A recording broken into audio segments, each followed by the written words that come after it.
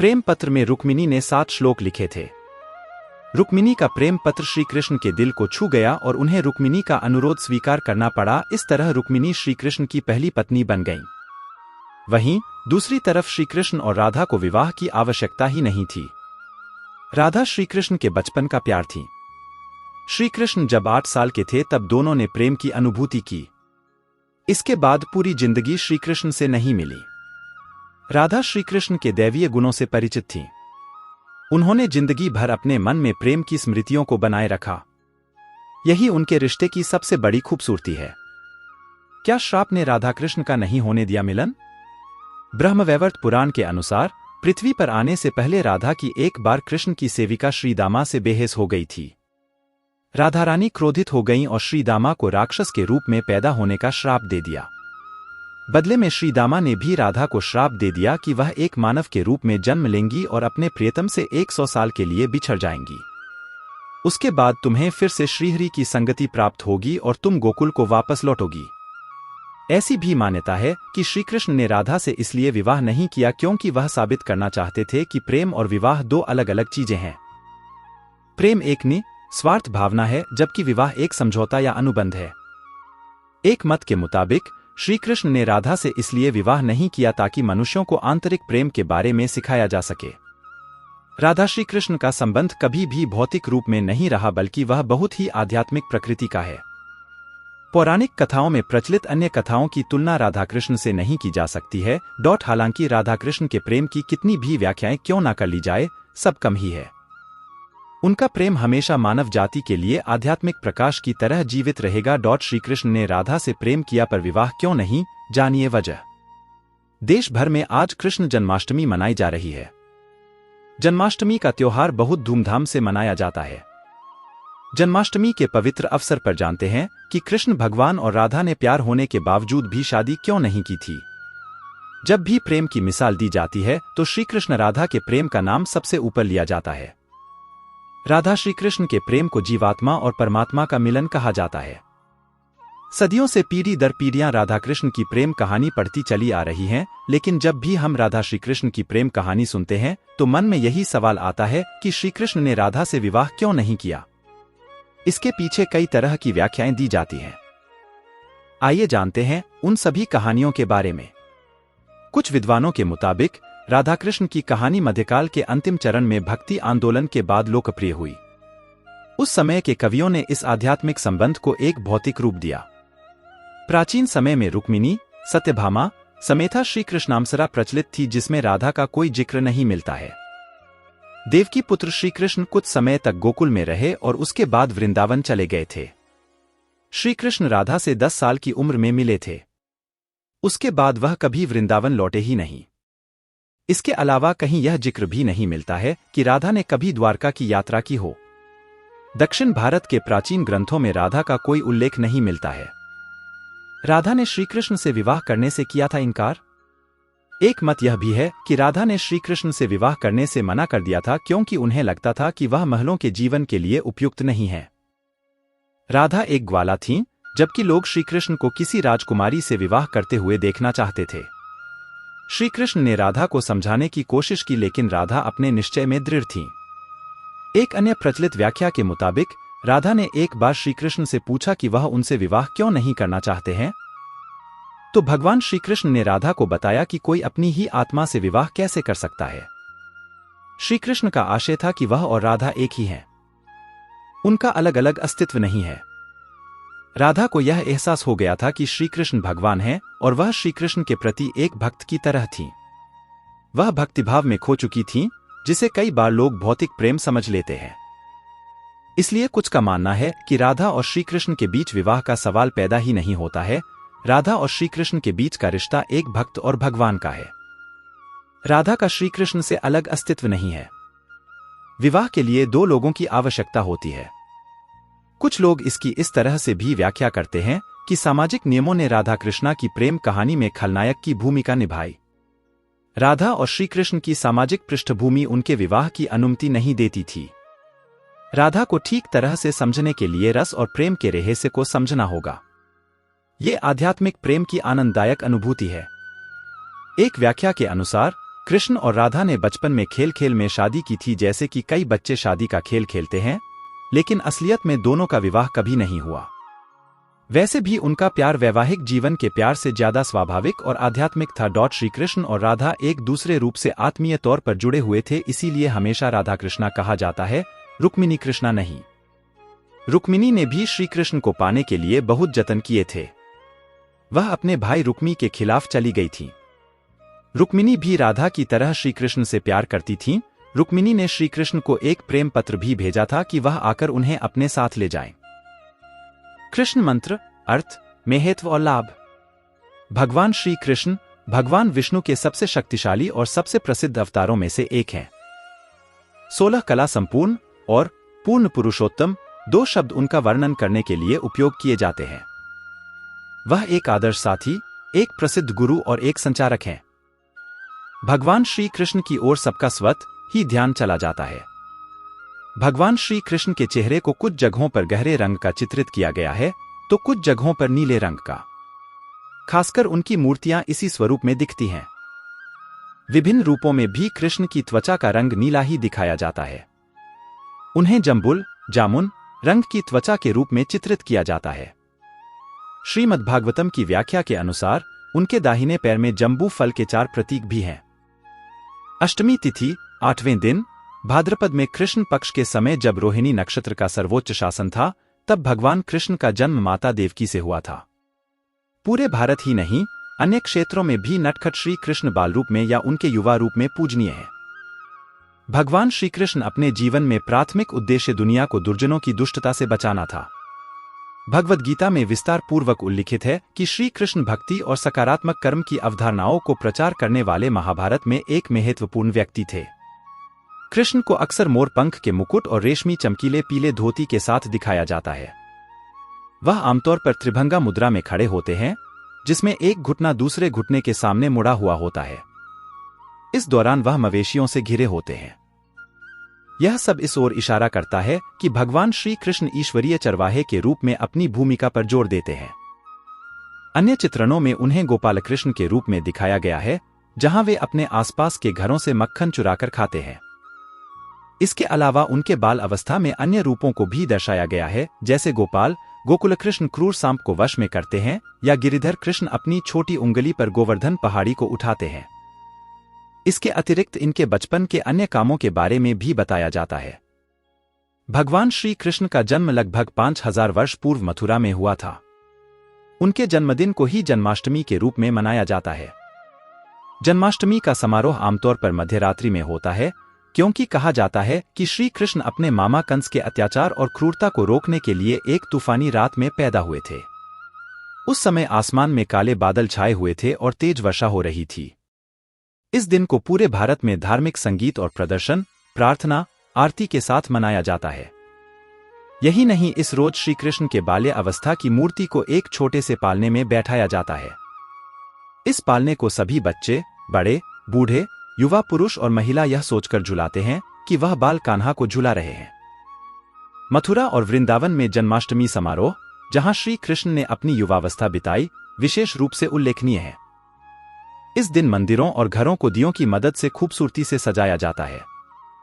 इतना ही नहीं, हम सब उनकी कृपा की कामना करते हैं। हम में से अधिकांश लोग इसलिए तीर्थ यात्रा करते हैं ताकि उनके साथ विशिष्ट बंधन में बंध सकें, फिर चाहे वह कुछ ही समय के लिए ही क्यों न हो। भगवान कृष्ण को प्रसन्न करने के लिए और उनका आशीर्वाद लेने के लिए कोई भी कृष्ण मंत्रों का जाप कर सकता है। कृष्ण मंत्र, अर्थ, महत्व और लाभ। भगवान श्री कृष्ण भगवान विष्णु के सबसे शक्तिशाली और सबसे प्रसिद्ध अवतारों में से एक हैं। 16 कला संपूर्ण और पूर्ण पुरुषोत्तम, दो शब्द उनका वर्णन करने के लिए उपयोग किए जाते हैं। वह एक आदर्श साथी, एक प्रसिद्ध गुरु और एक संचारक हैं। भगवान श्री कृष्ण की ओर सबका स्वत ही ध्यान चला जाता है। भगवान श्री कृष्ण के चेहरे को कुछ जगहों पर गहरे रंग का चित्रित किया गया है, तो कुछ जगहों पर नीले रंग का। खासकर उनकी मूर्तियां इसी स्वरूप में दिखती हैं। विभिन्न रूपों में भी कृष्ण की त्वचा का रंग नीला ही दिखाया जाता है। उन्हें जम्बुल, जामुन रंग की त्वचा के रूप में चित्रित किया जाता है। श्रीमद्भागवतम की व्याख्या के अनुसार उनके दाहिने पैर में जंबू फल के 4 प्रतीक भी हैं। अष्टमी तिथि 8वें दिन भाद्रपद में कृष्ण पक्ष के समय जब रोहिणी नक्षत्र का सर्वोच्च शासन था, तब भगवान कृष्ण का जन्म माता देवकी से हुआ था। पूरे भारत ही नहीं, अन्य क्षेत्रों में भी नटखट श्री कृष्ण बाल रूप में या उनके युवा रूप में पूजनीय है। भगवान श्री कृष्ण अपने जीवन में प्राथमिक उद्देश्य दुनिया को दुर्जनों की दुष्टता से बचाना था। भगवद गीता में विस्तार पूर्वक उल्लिखित है कि श्री कृष्ण भक्ति और सकारात्मक कर्म की अवधारणाओं को प्रचार करने वाले महाभारत में एक महत्वपूर्ण व्यक्ति थे।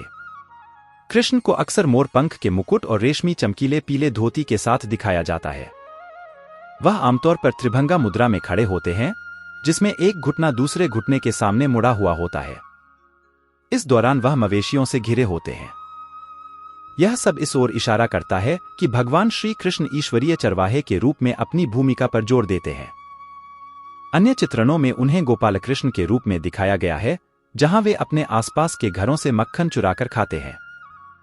इसके अलावा उनके बाल अवस्था में अन्य रूपों को भी दर्शाया गया है, जैसे गोपाल गोकुल कृष्ण क्रूर सांप को वश में करते हैं या गिरिधर कृष्ण अपनी छोटी उंगली पर गोवर्धन पहाड़ी को उठाते हैं। इसके अतिरिक्त इनके बचपन के अन्य कामों के बारे में भी बताया जाता है। भगवान श्री कृष्ण का जन्म लगभग 5000 वर्ष पूर्व मथुरा में हुआ था। उनके जन्मदिन को ही जन्माष्टमी के रूप में मनाया जाता है। जन्माष्टमी का समारोह आमतौर पर मध्यरात्रि में होता है, क्योंकि कहा जाता है कि श्री कृष्ण अपने मामा कंस के अत्याचार और क्रूरता को रोकने के लिए एक तूफानी रात में पैदा हुए थे। उस समय आसमान में काले बादल छाए हुए थे और तेज वर्षा हो रही थी। इस दिन को पूरे भारत में धार्मिक संगीत और प्रदर्शन, प्रार्थना, आरती के साथ मनाया जाता है। यही नहीं, इस रोज श्री कृष्ण के बाल्य अवस्था की मूर्ति को एक छोटे से पालने में बैठाया जाता है। इस पालने को सभी बच्चे, बड़े, बूढ़े, युवा पुरुष और महिला यह सोचकर झुलाते हैं कि वह बाल कान्हा को झुला रहे हैं। मथुरा और वृंदावन में जन्माष्टमी समारोह, जहां श्री कृष्ण ने अपनी युवावस्था बिताई, विशेष रूप से उल्लेखनीय है। इस दिन मंदिरों और घरों को दियों की मदद से खूबसूरती से सजाया जाता है। इतना ही नहीं, हम सब उनकी कृपा की कामना करते हैं। हम में से अधिकांश लोग इसलिए तीर्थ यात्रा करते हैं ताकि उनके साथ विशिष्ट बंधन में बंध सकें, फिर चाहे वह कुछ ही समय के लिए ही क्यों न हो। भगवान कृष्ण को प्रसन्न करने के लिए और उनका आशीर्वाद लेने के लिए कोई भी कृष्ण मंत्रों का जाप कर सकता है।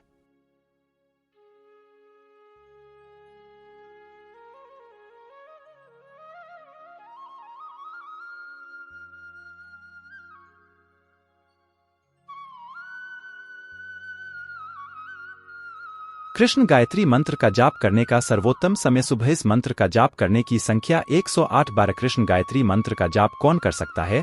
कोई भी किस ओर मुख करके इस मंत्र का जाप करें भगवान कृष्ण के चित्र या मूर्ति के सामने। 4 श्री कृष्ण सफलता मंत्र। भक्त इस मंत्र के जरिए भगवान श्री कृष्ण का आह्वान करते हैं। पूरे श्रद्धा भाव से इस मंत्र का जप कर भक्त श्री कृष्ण से आग्रह करता है कि वह उन्हें अपने संरक्षण में ले ले। यह मंत्र आपको शांति प्रदान करता है, आपके जीवन और विचारों से दर्द, दुखों को दूर करता है।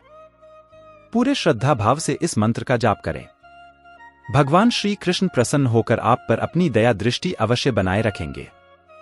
कृष्ण सफलता मंत्र है। श्री कृष्ण शरणं मम। अर्थ: मैं प्रिय भगवान कृष्ण से विनती करता हूं कि मुझे अपने संरक्षण में ले लो। हे भगवान, मैं आपको अपना सर्वस्व समर्पण करता हूं। श्री कृष्ण सफल मंत्र का जाप करने का सर्वोत्तम समय सुबह 4 से 6 बजे के बीच, ब्रह्मा मुहूर्त। इस मंत्र का जाप करने की संख्या 108 बार। श्री कृष्ण सफल मंत्र का जाप कौन कर सकता है? कोई भी किस ओर मुख करके इस मंत्र का जाप करें भगवान कृष्ण के चित्र या मूर्ति के सामने। कृष्ण मंत्र जाप के समग्र लाभ। Overall benefits of chanting the mantras. इन कृष्ण मंत्रों मंत्रास का जाप करने से व्यक्ति के बुरे कर्म के नकारात्मक परिणाम दूर किए जा सकते हैं। साथ ही यह मंत्र जीवन के शुद्धतम रूप को महसूस करने में मदद कर सकता है। ये मंत्र समग्र समृद्धि प्राप्त करने में मदद करता है। जातक के जीवन में सकारात्मकता फैलाकर उसे रोगों से छुटकारा दिलाने में भी सहायता करते हैं। ज्योतिषियों के अनुसार ऐसा कहा जाता है कि ये मंत्र सभी प्रकार के कष्टों से मुक्ति दिलाने में मदद करते हैं। ये मंत्र मन को साफ और शांत रखने में मदद करते हैं। यह भी मान्यता है कि इन मंत्रों की मदद से सफलता और लक्ष्य प्राप्त करने में मदद मिलती है। ये मंत्र नकारात्मकता को खत्म करते हैं और उपासकों के जीवन में खुशियां लाने में मदद करते हैं। श्री कृष्ण मानव जाति के रक्षक हैं, इसलिए इन मंत्रों का जाप करने से कठिन समय में उपासकों को शक्ति मिलती है। प्रतिदिन कृष्ण मंत्रों का जाप करने से व्यक्ति को आत्मविश्वास और ज्ञान प्राप्त करने में मदद मिलती है। हरे कृष्ण मंत्र है। हरे कृष्ण कृष्ण कृष्ण हरे हरे, हरे राम राम राम हरे हरे। अर्थ श्री कृष्ण और भगवान राम को प्रणाम। वे दो शरीर हैं, लेकिन श्री हरि विष्णु के अवतार होने के कारण दोनों एक ही हैं। हरे कृष्ण महामंत्र के जाप के लाभ, benefits of chanting the Hare इन। हरे कृष्ण मंत्र हेयर का जाप करके हम खुद के स्व से जुड़ सकते हैं। इस मंत्र की मदद से हमारे अंदर अपनी आकांक्षाओं और असुरक्षाओं को महसूस करने की क्षमता बढ़ती है। जब किसी व्यक्ति में मानसिक नियंत्रण की कमी होती है तो उसका दिमाग उसका सबसे बड़ा दुश्मन बन जाता है। इस मंत्र का जाप करने से मानसिक शांति और स्थिरता प्राप्त करने में मदद मिल सकती है। हरे राम हरे कृष्ण मंत्र का जाप करके हम ईश्वर से जुड़ सकते हैं और यह रिश्ता हमें आंतरिक खुशी प्रदान करता है। जो लोग इस मंत्र का पाठ करते हैं वे ब्रह्मांड की सर्वोच्च शक्ति से जुड़ पाते हैं और खुद को भौतिकवादी इच्छाओं से मुक्त करने में सक्षम होते हैं। इससे मोक्ष की प्राप्ति में सहायता मिलती है। इस मंत्र का पाठ करने से भगवान श्री कृष्ण के साथ विशेष संबंध स्थापित करने में मदद मिलती है। यह बंधन हमें जीवन भर मजबूत बनाए रखता है। हरे कृष्ण महामंत्र का जाप करने का सर्वोत्तम समय सुबह 4 से 6 बजे के बीच ब्रह्मा मुहूर्त। इस मंत्र का जाप करने की संख्या 108 बार। हरे कृष्ण महामंत्र का पाठ कौन कर सकता है? कोई भी किस ओर मुख करके इस मंत्र का जाप करें भगवान कृष्ण के चित्र या मूर्ति के सामने। 3 कृष्ण गायत्री मंत्र। जब आप इस मंत्र को दोहराते हैं तो आप भगवान श्री कृष्ण से अपनी सभी चिंताओं, दुखों को अपने विचारों और आत्मा से दूर करने का अनुरोध कर रहे होते हैं। इसका तात्पर्य यह भी है कि आप सर्वशक्तिमान से ज्ञान और उच्च बुद्धि प्राप्ति का आशीर्वाद का अनुरोध कर रहे हैं। इस वाक्यांश का अर्थ यह भी है कि जब आप प्रभु के सामने नतमस्तक हैं तो आप चाहते हैं कि प्रभु आपके विचारों को रोशन करें। भगवान कृष्ण को प्रसन्न करने और उनका आशीर्वाद लेने के लिए भक्तों द्वारा मंत्र का जाप बड़े श्रद्धा भाव के साथ किया जाता है। कृष्ण गायत्री मंत्र है। देवकीनंदनाय विद्महे वासुदेवाय धीमहि तन्नो कृष्ण प्रचोदयात्। अर्थ भगवान कृष्ण उपासकों के मन को ध्यानावस्था में लगातार नियंत्रित कर रहे हैं। श्री कृष्ण की असीमता अथाह है। न तो देवता और न ही शैतान इसकी व्याख्या कर सकते हैं। मैं ऐसे भव्य देवत्व को प्रणाम करता हूं। भगवान कृपया मेरा नमन स्वीकार करें। कृष्ण गायत्री मंत्र के जाप के लाभ, बेनिफिट्स ऑफ चांटिंग इन। यह मंत्र भक्तों की चिंताओं और संशय को दूर करता है, उनके आत्मविश्वास और साहस को बढ़ाता है। यह मंत्र घर में शांति और समृद्धि को बढ़ावा देता है। साथ ही बीमारियों के उपचार में सहायता करता है। सभी प्रकार की नकारात्मकता को दूर करता है और घर में सकारात्मक ऊर्जा का संचार करता है। शिक्षार्थियों, पेशेवरों और व्यवसायियों की क्षमताओं में सुधार करता है। पेशेवर प्रगति और उपलब्धि के लिए भी यह मंत्र सहायक है। यह मंत्र आनंद, शांति और संतोष का स्रोत है। तो आज के लिए इतना ही, फिर मिलेंगे नेक्स्ट वीडियो में।